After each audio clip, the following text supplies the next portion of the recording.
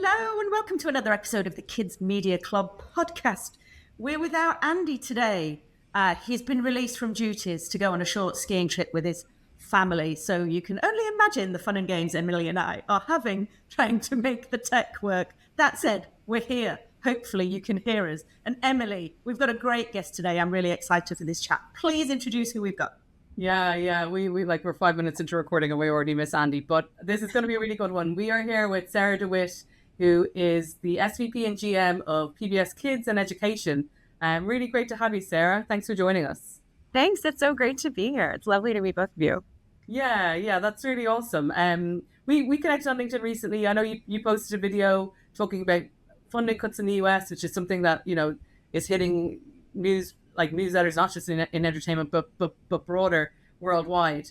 And I thought it'd be great to get you on for a chat to hear how, PBS Kids is coping with that or how it actually impacts you. And also kind of to talk about PBS Kids more generally, because I know from my US colleagues that, I had a perception of what the service is, but actually there's lots of nuance and there's lots of local TV station integration and all that kind of stuff. So if it's okay with you, I'd love to just break down how PBS Kids currently operates in the US for our international listeners.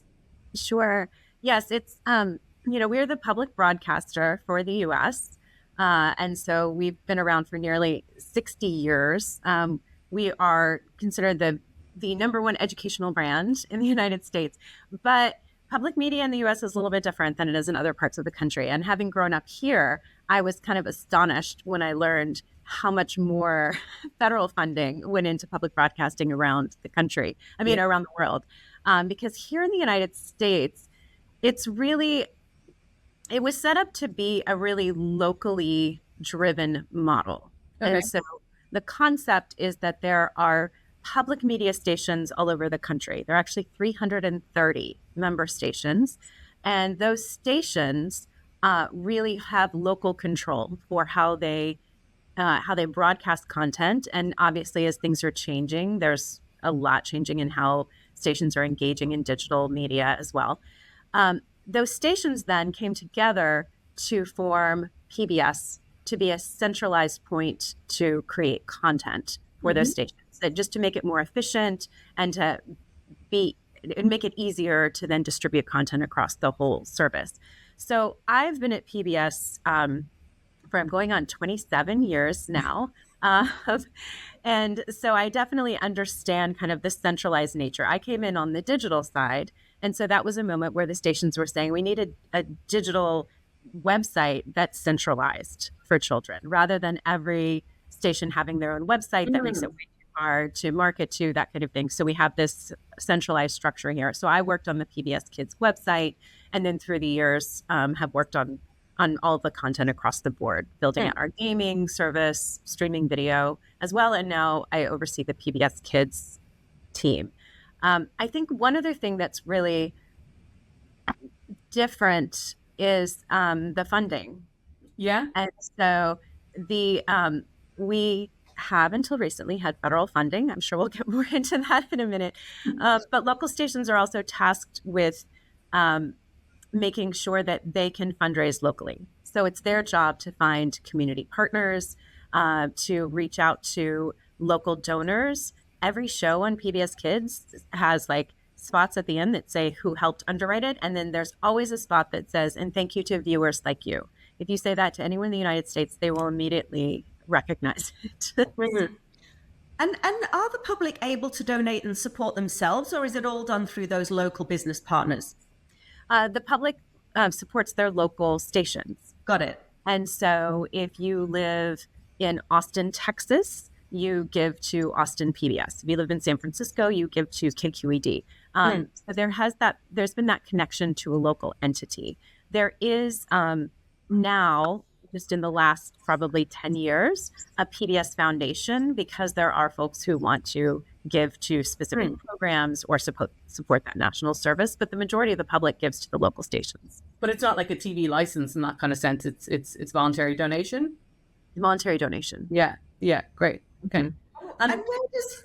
Oh, sorry. I was just going to ask, because in Ireland, our public service broadcaster runs commercials. Does PBS run commercials? No. Okay.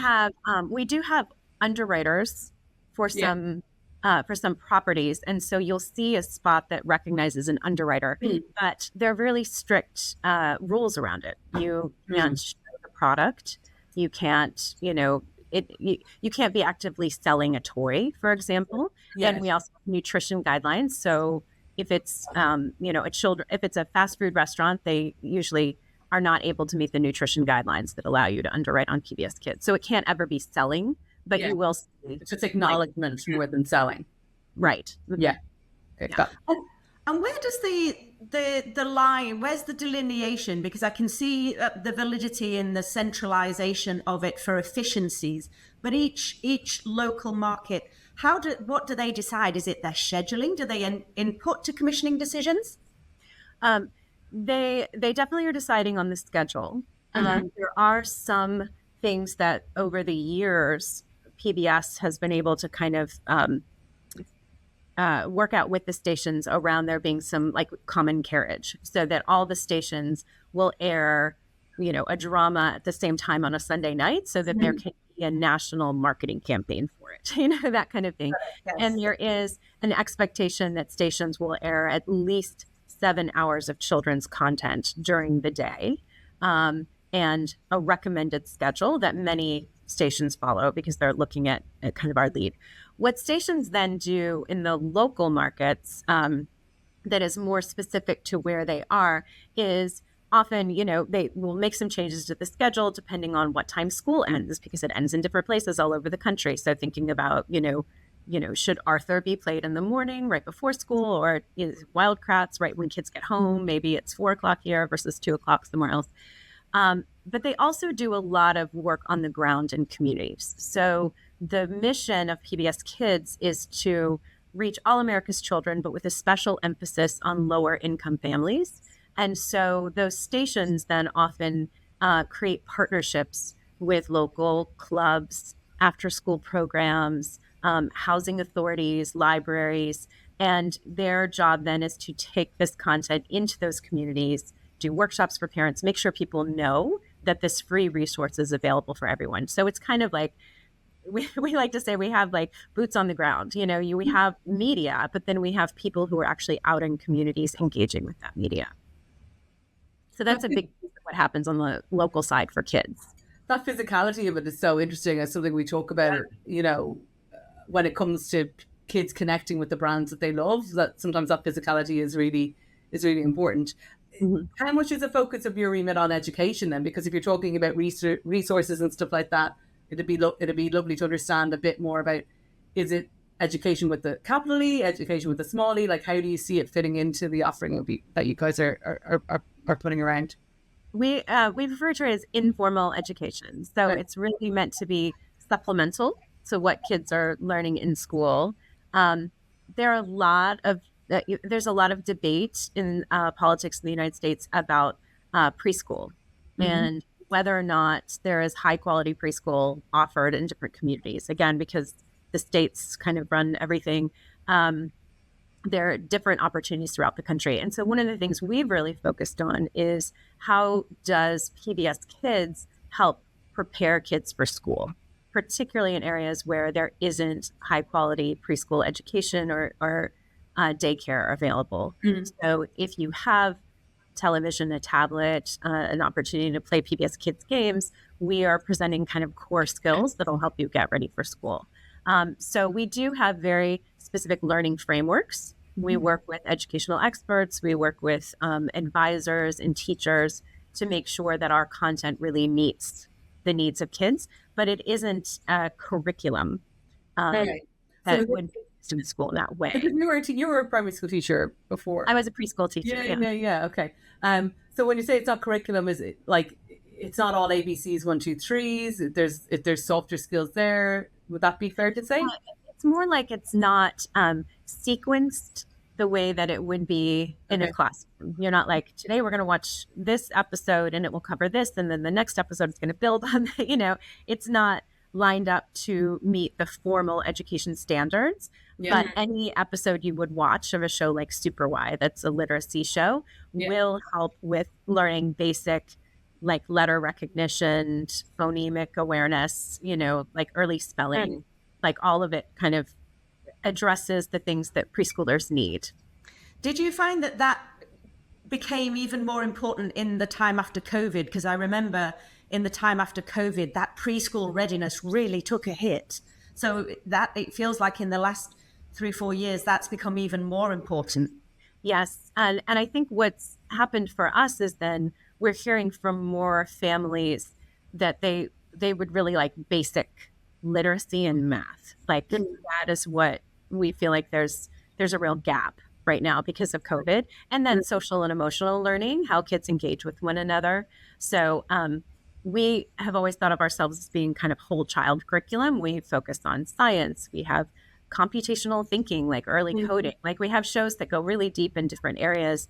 And we really are thinking since COVID, we've been much more focused on social emotional learning, literacy, math, and mental health. Anxiety levels are very high among children. And really, our most popular show is Daniel Tiger's Neighborhood. And there's a lot of, how do you calm yourself down, taking deep breaths, talking to grown-ups, really trying to help model that for children. How much of the focus preschool versus kind of like older school, or you mentioned preschool is a core of it. Like, do educational topics like flip up into things like digital literacy? Like, where's there's probably not a cutoff, but like, is preschool really the sweet spot? Well, there is a cutoff. Our target is ages 2 to 8. Okay, and honestly, there are many who wish that we went older than 8. It's definitely, there's a gap. I'm sure we've discussed this at the Kids Green conference many times, that there's a real gap for those older kids. Yeah. For us, it's really about the funding. We feel like we have the federal funding we've had through the years, plus the donations really help us super serve kind of the preschool and that early elementary audience. But we just haven't had the resources to be able to go much older than that. But to your original question, yes, we do have shows that address media literacy, digital literacy, different components of different topics. So literacy is a big topic, and we have early literacy. But then we have a show like Molly of Denali, which is focused on informational text. Like, how do you read brochures? How do you get information from a text message? How do you look something up on the internet? And then how do you know it comes from a trusted source? So really trying to get into other aspects of That's super important. Before we get into the funding question, because I'm sure we could talk for a long time on that, just explain to us how you've seen those touch points. So you mentioned games and apps. I mean, obviously in the 20-something years that you've been there, you will have seen your media touch points grow. In what ways do you spread PBS Kids content in that way? So the way we approach it is we want to think about all the different ways that kids would be looking for content and making sure that we have a PBS presence there. So there still are a lot of children in the United States who don't have persistent broadband. And so broadcast continues to be an important delivery vehicle for us. We have member stations in very rural markets, very poor markets, who we can see in our ratings that those children are watching a lot of PBS Kids, and they're watching it open ear. And then we have a free PBS Kids video app that is for tablet or mobile, but also available on connected TVs, Roku, Apple TV. And we have a live linear feed that then is on services like Amazon Prime in front of the paywall in the United States with no commercials, YouTube TV, places like that. And then also we have a PBS Kids YouTube channel. The games piece is critically important for us. We started doing games really in 2000 and thinking about how you would bring our public media mission to gameplay. And so we have those on the pbskids.org site and also in the free PBS Kids games app. And that's a library of over 250 games that are all then tied to the same educational standards. But we also have we have podcasts, excuse me, that we have on YouTube, also on our own video player and on podcast platforms.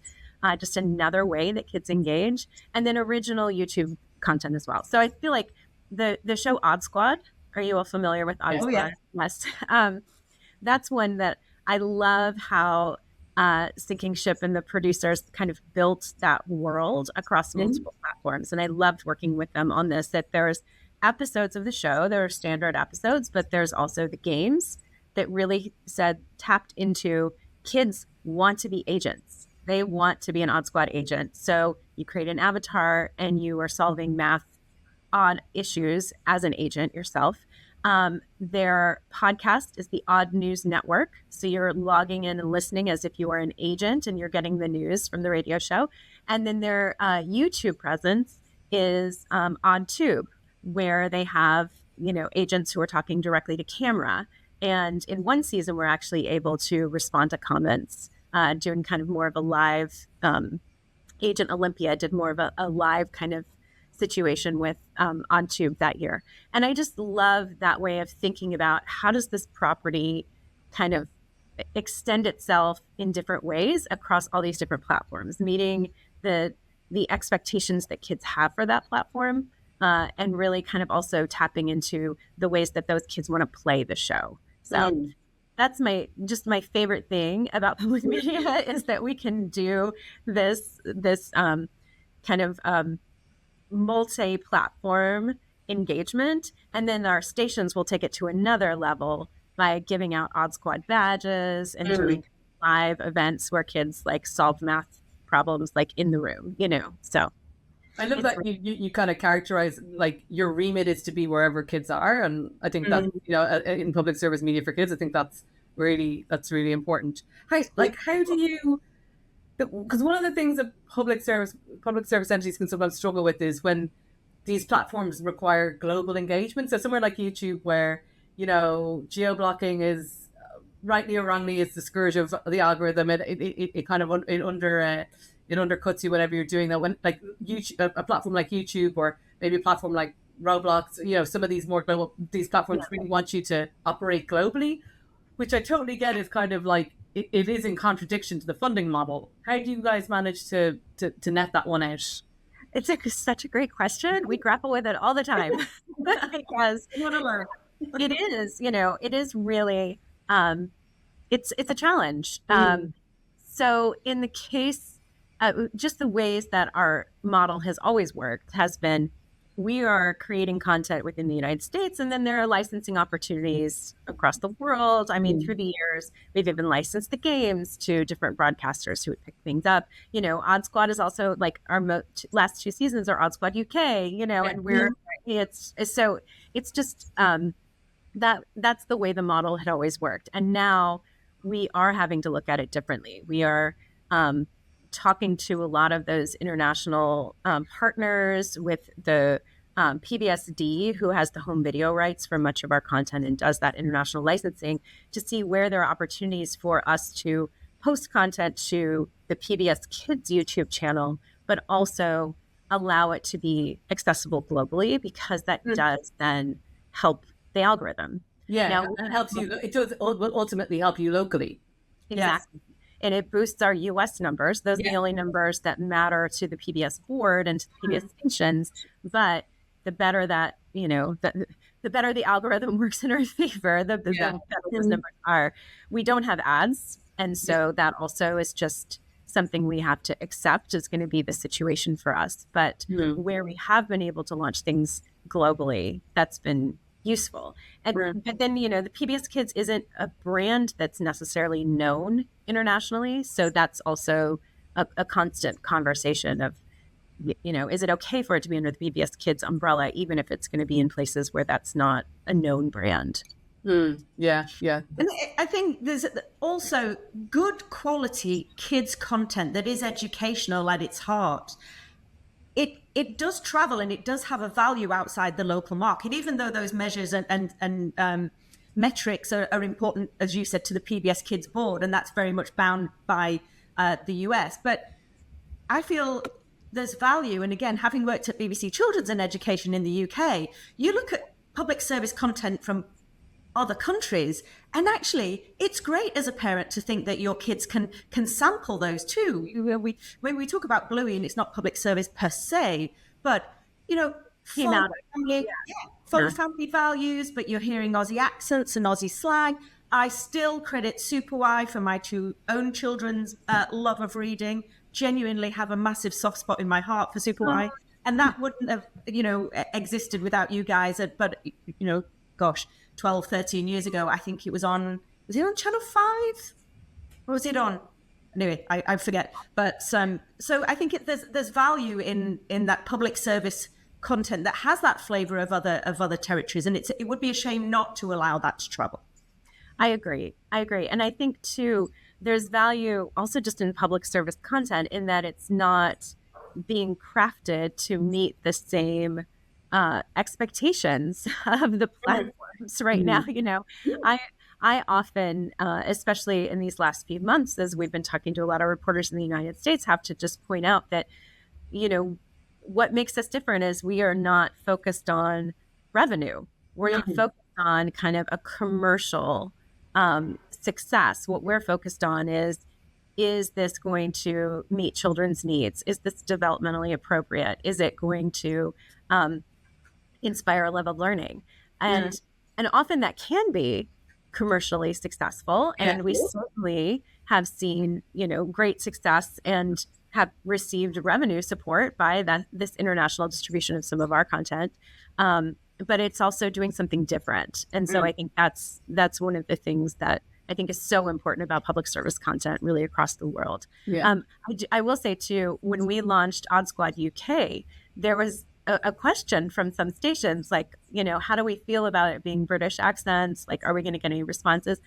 I mean, kids in the United States loved it. And it just fit and it fit the whole idea of it, that this Odd Squad could be anywhere. And it's this, this aspirational organization that any kid can be a part of.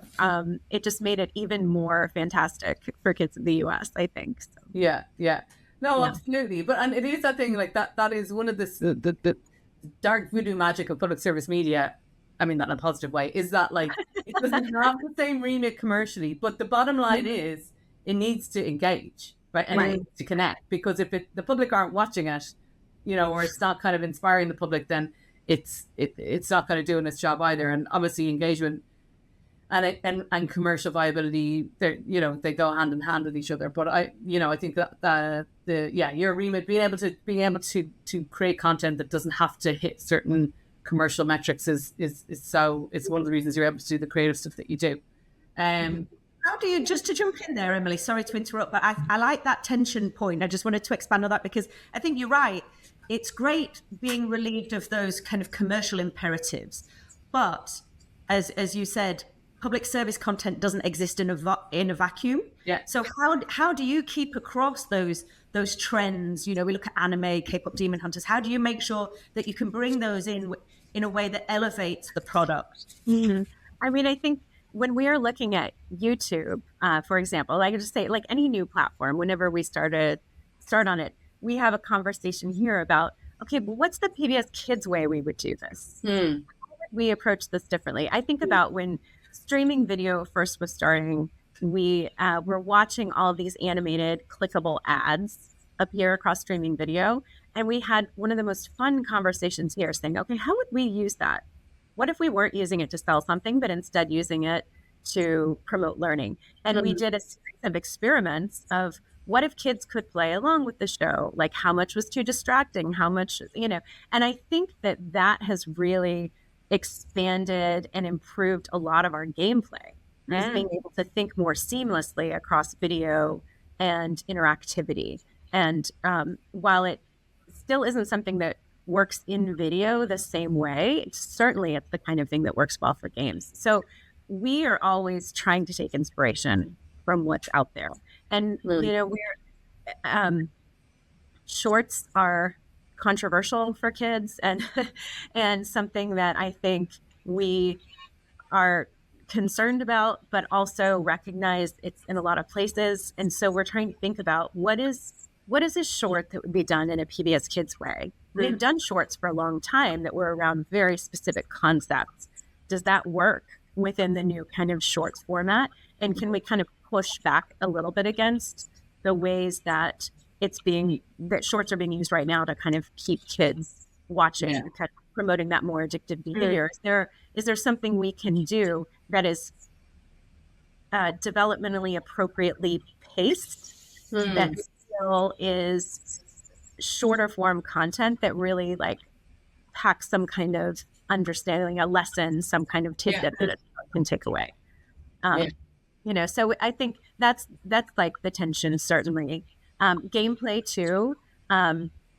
So much of what you're seeing in games right now is really a child is playing and there's no clear stopping point or end point. You're always right on the edge of, oh, I'm about to do this and I just achieved this, but now I've got this other thing. And so you just keep playing. And we've been talking to our producers about making sure that there are clear levels. There's a moment where you have achieved something and the child can take a breath and make a decision. Do I want to play a new game? Do I want to keep playing this game? Or is it time for dinner? Where are their natural breakpoints? And so I think part of the tension for us is, where do we kind of push back against what's happening in the trends, and where do we embrace it and try to take it in an education way? Yeah. Oh, it's fun. I feel like it's like, I'm like, we need to get back to funding, but like, we're thinking for nicely in other ways. I'm like, there's just so much juice in me here to be getting into. But I would love to get into the funding thing, because that's what kind of caused us to reach out to you in the first instance. So you've explained it a little bit, that there is federal funding, there's local fundraising, there's some support and partnerships from commerce and stuff like that. But obviously we're hearing that that federal funding from a US perspective has been cut. So how does that impact you guys, or do you need to maybe you need to describe the whole thing in more detail? It's very significant. So I think if it's okay, we'll back up and the overview. Yeah. There were really two sources of federal funding that supported PBS Kids in particular. Okay. And one is what I think has gotten the most news is the big vote to rescind funding for the Corporation for Public Broadcasting, which was the outside entity that was crafted to be kind of a heat shield, political protection for PBS. Okay. So the Congress in the United States would appropriate a certain amount of funding to go to public media. It would go to the Corporation for Public Broadcasting, who would then distribute it to public media, radio, and television, to the stations, and then some for content. So that is one of the big pieces that was cut that really got the most attention, because that was a congressional vote to rescind that funding, and now the Corporation for Public Broadcasting has dissolved. So that is one source of funding that went to our stations, and then also some of it came to PBS. The larger funding for PBS Kids actually came through a different congressional act that went through the U.S. Department of Education. And that was a grant. It was called Ready to Learn. It had been around since 1995, and we had to apply for it every 5 years. Every 5 years, it would be updated based on whatever that particular presidential administration's priorities were for education. Okay. So different presidents, it kind of changed focus. So Super Y came out during George W. Bush because his big focus was literacy and No Child Left Behind. Odd Squad, I believe, was Obama years because it was more focused on STEM and data. So, these shows actually kind of married with political priorities for education in the United States.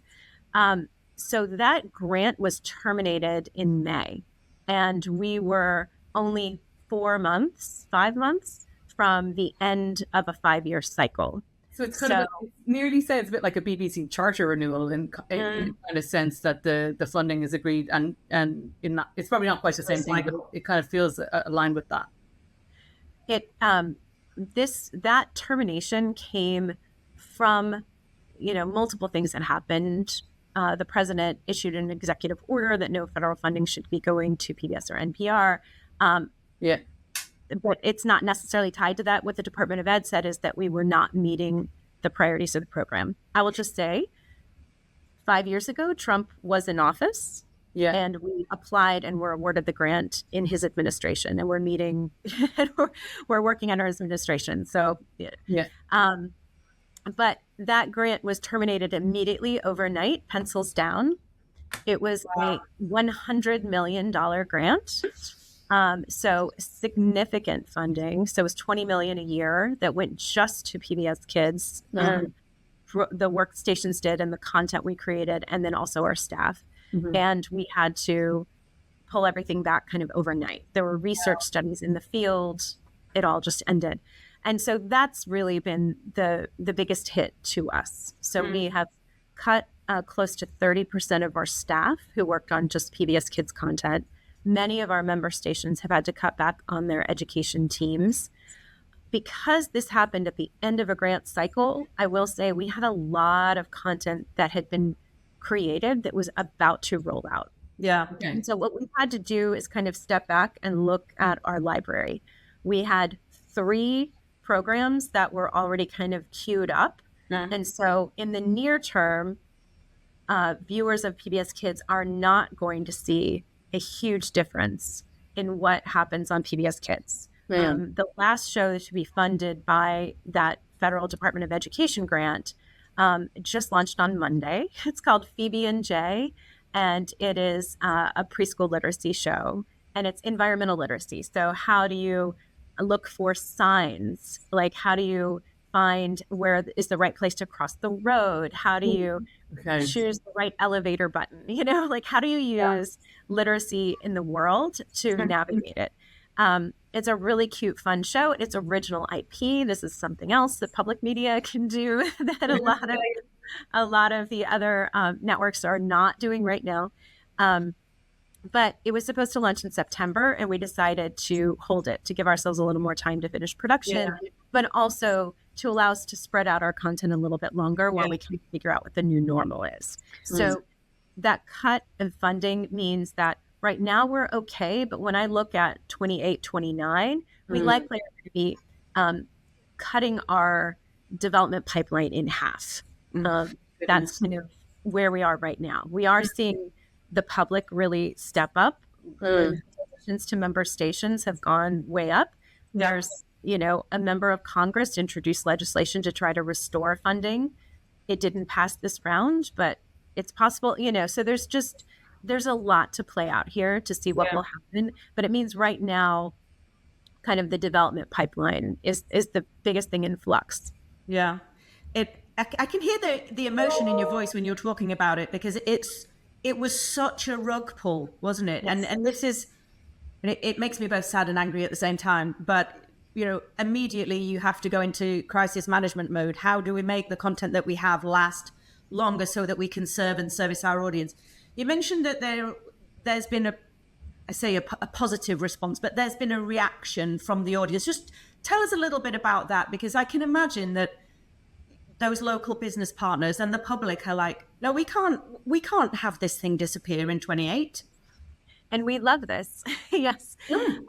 We have had all kinds of families across the country, and by all kinds, I mean people from every state, send notes and letters to us about how much our programming means to them. There have been at least 2 occasions where kids have sent in their allowance. One of our stations, GBH in Boston, a group of kids did a lemonade stand for a week and mailed all of their money into the station. And so we're getting wonderful things like that. What we also know is that we have bipartisan support in the United States for the kids' content. Absolutely. I mean, for PBS across the board, but also for the kids' content. And I want to make sure I get these numbers right, but 82% of voters, including 72% of Trump voters, say they value PBS for its children's programming and educational tools. Yeah. And, the amount of federal funding that was going to it is $1.60 per taxpayer. So it was very inexpensive. So we are hearing that support and have a lot of a lot of folks saying, like, how do we make sure that we can keep this going? Unfortunately, because of all the news about the Corporation for Public Broadcasting having to shut down, many people think that means PBS Kids is shutting down. And so that's part of why we are putting so many messages out saying, no, we're still here. You can still download the app, watch it, make sure that you're supporting your station, but also tell your community how much you love it. Tell your member of Congress how much you love it, because we are still able to keep going because of this kind of bizarre model that we have, where we have funding from so many different sources. And it means that cutting off that one piece didn't put us under. Yeah. It's something I remember that we talked about it before on the podcast. It was like the Reddit thread about the BBC again, who it was like, yeah, but I don't like this person. And oh my God, Gary Lineker's overpaid. And like, the way the internet can get so annoyed at itself. But the one thing that united the internet was like, but CBBS, we love it. It's like, you know what I mean? It's like education for kids to great entertainment is kind of it. Like, you can't argue with that, Is there any other is there any other funding that you guys would pursue? I don't even know. Like, it's probably it's all too immediate, and you're reacting in your own crisis management mode about. Oh no, Emily, I'm pounding the pavement. I'm out there. Okay. Look for other funding models. So I, because we have this huge grant from the Department of Education, we did not have a lot of interaction with the philanthropic community, with private foundations in the U.S. Some of our programs do, because another unique thing about PBS is our creators retain their IP, because we are an investor, but we're not necessarily a majority investor, and so they keep their own IP. They're able to then derive revenue from toys and licensing. That isn't something that happens here. So a lot of our producing partners knew some foundations and had received some grants, but this is a new area for us. So we've had 2 or 3 major U.S. foundations step up over the last few months. We have emergency grants to PBS Kids. That's how we're able to finish out some of the things we're in production. And I'm now regularly talking to them and thinking about what other kind of programs are out there that fund early childhood work that also that we fall within their priorities. So trying to understand that landscape. The other thing that we're thinking about differently is potential for commercial partnerships. We do have, if you think about the home video business, we have a free exclusive broadcast window within the United States and streaming window within the United States, but then our shows can be sold internationally. They can go, like, older seasons can go to a commercial partner, can be on Netflix, can be on Amazon. And is there something similar we can do in the game space? Are there ed tech companies, or are there commercial organizations who would benefit from a library like PBS Kids and who would be interested in licensing those content or co-producing for non-exclusive distribution? These are things that we never had explored before that now I'm trying to really look at. Are there commercial opportunities for some of our content and ways that we can represent our producers in conversations for some of those distribution opportunities? So yeah, it's all open now. I feel like my job has changed dramatically. I can imagine. And when you mentioned about Odd Squad before and the number of touch points for Odd Squad, that point you made that actually public service content does not have to be exclusive from commercially successful. The two can coexist in harmony. One can't drive the other, i.e. the commercial can't drive the bus, but actually in a way, if it's created and distributed in a way that gives it that potential to then be commercialized, then that's viable and that gives you a route to profitability with the right partners. So that feels like a positive for you. In terms of the wider kids media landscape, obviously, you mentioned Kids Screen. You look outside of the US and look at those commercial broadcasters, and you look at YouTube. How do you see it playing out? I mean, obviously, it's a challenging time globally for kids media. But and public service content has a place within that. But how do you see it playing out at the moment? We've got potential social media bans, bubbling up in various markets? I think we really, I mean, from the PBS perspective, we just keep thinking, if we have an opportunity to really talk about how different we are. We have an opportunity to say there are all of these things happening. There are these social media bans. There are things happening on YouTube that parents are very concerned about. We are a safe, trusted place for preschoolers. And have been for a long time. and have been for a long time. We know that we are a trusted space. You know, it's funny, for years people have said, oh, it'd be great if you have a parent dashboard or something for parents to track. Every time we've tried to build something like that, parents don't use it. And when we go into focus groups, it's because they say, oh, well, we trust you. You know, you're the one place I can turn on the PBS Kids video app and just let my kids watch, and I'm not worried that they're going to end up somewhere that's inappropriate for them. And so I don't need to check it. And so it's this kind of wonderful space we occupy. And so how do we lean into that even more? How do we say, like, this is something that you're looking for kids, and we offer it, and we will continue to be that trusted partner. I think, you know, our biggest struggle right now in this fragmented space, but also up against all these commercial partners who have their budgets are so much larger, is really discoverability. And how do we break through? How do we let them know that we have a brand new show? It's just hard to get the word out in this space right now. But I think we do offer an alternative that parents are actively looking for. When I think globally, I kind of thought your question was going to go a different direction, so I was going over here. When I think globally, I mean, we do have relationships with the BBC, with other organizations, and regularly talk to them. I think when all of this defunding started, we thought this might be the moment to really try to do more co-production. But there are also now many countries are putting limitations on the amount of U.S. content they're willing to engage with, and so it's kind of it's making things even more challenging for us to try to see how could we partner with other like-minded organizations, because certainly across the world, public media is often trying to do really similar things, and wouldn't it be great if we could work closely together?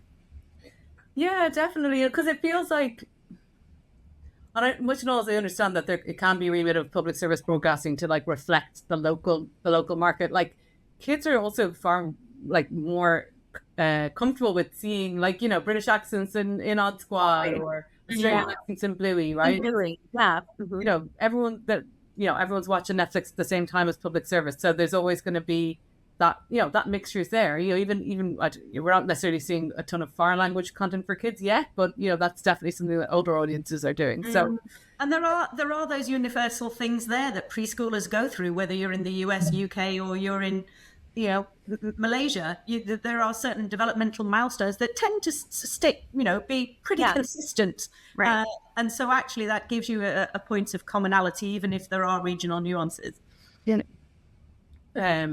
And then when it comes to funding models, you were talking about it, and philanthropic endeavors, because obviously one of the big things that I was tracking last year was Sesame Street. So Sesame Street has also gone through iterations as PBS. You know, you guys have been a PBS show for many years, but those types of deals, you know, I guess it's trying to find new ways of doing deals, because that wasn't necessarily a typical way of doing a deal before. Where you guys have gone co-window with Netflix on the new Sesame Street content. So I guess there's different ways of doing it. Right. And that's an example where, you know, we are a primary US distributor, same day and date with Netflix, and investing in Sesame Street.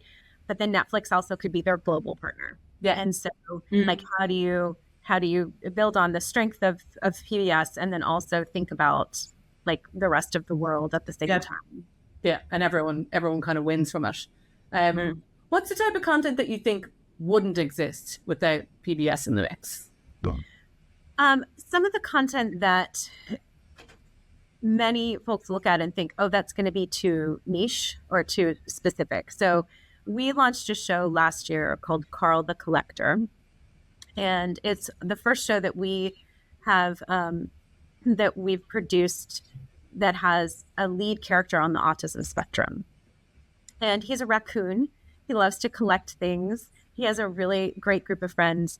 And it's one of the shows that's come up a lot through these defunding conversations because it's absolutely finding an audience, and families who have children on the spectrum in them are seeing their kids reflected in ways they had not seen before. I mean, we've had a mom write in to say, we had not told our 7-year-old about his diagnosis, and he was watching PBS Kids and then came up to say, am I autistic? Because sometimes I feel like Carl. Wow. And that gave them an opportunity to talk about, yes, you are. And look, you have this, you have this great role model now. Yeah, you have very cool and funny and lots of other things. Like you. Yeah. And for kids who are not on the spectrum also see, what we, in the testing we did for that show, kids who are not on the spectrum, when an episode ended would say, oh yeah, I know a kid like that. Like that reminds me of so-and-so. And oh yeah, I can be friends with him, and we do Legos together, or something like that. Like really trying to normalize and help kids recognize that even if you approach a problem differently or think differently, you can still be friends with this person. But as we were working on that show, it just became very clear that this was not a show a commercial network would focus on, because for a lot of folks, they were like, oh, in that autism show you're doing. And we're like, no, it's not an autism show. It's a show about social emotional development. Yeah. And it has this nuance to it and this aspect to it that's kind of opening it up to all kinds of new storytelling. So I think that's an example of something that I don't see another network doing a show like that right now. And even if I think about Phoebe and J that just launched on Monday, we're not seeing a lot of commercial entities focus on first-time creators, on original IP. This is not a time when people feel comfortable doing that. We said this was a great story that represented, that told some authentic stories that we didn't yet have on our air. Phoebe and J are twins, and they live in an apartment building. And it's not a brand new apartment building. We know from the backstory that it's likely affordable housing in the U.S., but it's a joyful, fun show that reflects the lived experience of so many kids in our audience, and shows possibilities for learning how to read and learning how to navigate the world that is universal to all kids. So we feel like there's still something to do that on paper a commercial network would say there's no way, it's too narrow, whereas we can see how it have broader appeal, but also is so important to our mission. Well, sorry, that was a long answer to your question. Obviously, I feel I'm just like, can we just take it to the pub now? Because I just feel like this conversation could go on for ages. That I'm hanging on every word that you're saying, and because it resonates a lot, and I do think that original IP piece that public service broadcast offers right now. I think also an element of some consistency that when public service investment comes into kids media at the moment, you might get a season 2, right? That is not happening in commercial. Obviously, if abrupt funding decisions aside, but generally speaking, public service are in it for the long run on the IP that they're creating, because they get that notion of audience takes time to build, and as canceling after one season is throwing out all that hard work. So yeah, I'm really enjoying this conversation. Jo, is there any one last question that you have, because we do need to wrap No, I too am enjoying it, and it's making me think so much more, and I feel like ending on a rallying cry, which I wish to do. But this stuff is so very important, and having worked at public service, and I mean we're very passionate about the industry and the future sustainability of the industry, no matter whether it's US or UK or globally. But I just come back to that point, which is something that chimes from my time at BBC Children's and Education, is which government, administration, country, set of parents wouldn't want a generation of kids who were going out into the world and starting school prepared, well-rounded, balanced, knowing how to regulate themselves. I mean, these are fundamental things that genuinely risk not being supported. if public service broadcast doesn't continue to be funded across the state. So it's so very important. I want to say thank you to you for sticking it out for 7 odd years. Because it's challenging. I realize it's challenging. And last year, when that funding was pulled, it must have been a real sucker punch. Yes, it was. And I think if it weren't for the mission, that we wouldn't have had so many people kind of even here to say, okay, at least we know what we should be focused on. And what you said about, like, who wouldn't want kids to start school in a well-rounded, all of this. It also has lasting benefits. Yalda Uls from the Center for Scholars and Storytellers at UCLA did a study of Daniel Tiger's Global Knowledge with 16-year-olds, so like the first class who had watched the show.